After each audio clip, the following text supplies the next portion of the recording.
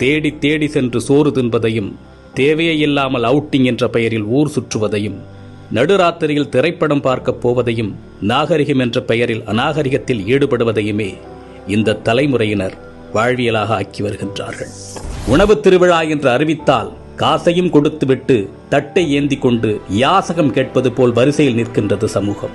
ஒரு நடிகன் தன்னுடைய வருமானத்தை பெருக்கிக் கொள்ள நள்ளிரவு காட்சிகளை வைக்கின்றார்.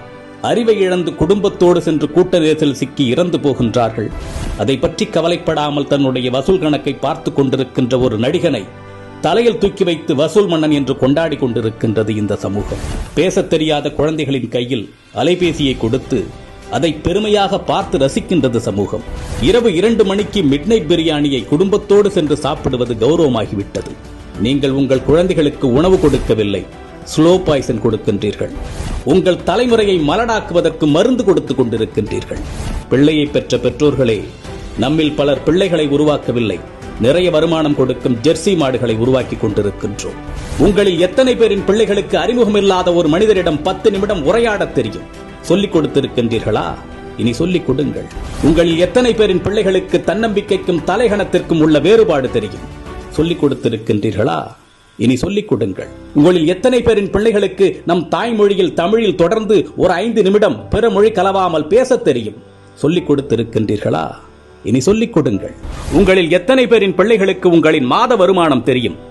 அதை கொண்டு எப்படி உங்கள் குடும்பத்தை நடத்துகின்றீர்கள் என்று எத்தனை பேர் உங்கள் பிள்ளைகளுக்கு சொல்லிக் கொடுத்திருக்கின்றீர்கள்? இல்லை என்றால் சொல்லிக் கொடுங்கள்.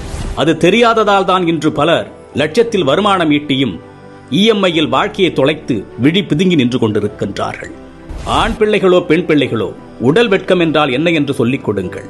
10 வயதில் அணியும் ஆடையது, பருவ வயதில் அணியும் ஆடையது, படுக்கையில் அணியும் ஆடையது, பொதுவெளியில் அணியும் ஆடையது என்று வேறுபாடுகளை சொல்லிக் கொடுங்கள். நம்மில் பல பேரின் பிள்ளைகளுக்கு ஐபோனின் விலை தெரியும், வந்த திரைப்படத்தின் வசூல், வரப்போகும் திரைப்படத்தின் புள்ளி விவரங்கள் எல்லாமே தெரியும். ஆனால் அன்றாடம் நாம் உண்ணக்கூடிய அரிசியின் விலை தெரியுமா? காய்கறிகளின் நிலவரம் தெரியுமா? நம் பிள்ளைகளில் பலருக்கு பில்கேட்ஸை தெரியும், எலான் மஸ்கை தெரியும். ஆனால் நம் மொழிக்காக, இனத்தின் வளர்ச்சிக்காக இன்னுயிர் துறந்த தியாக வரலாறுகளை பற்றி தெரியுமா? இன்னும் சொல்வதானால் உங்களில் எத்தனை பேர் அவர்களை நினைத்து பார்க்கின்றீர்கள்? நம் மண்ணின் தியாக வரலாறுகளை நம் பிள்ளைகளுக்கு சொல்லிக் கொடுங்கள்.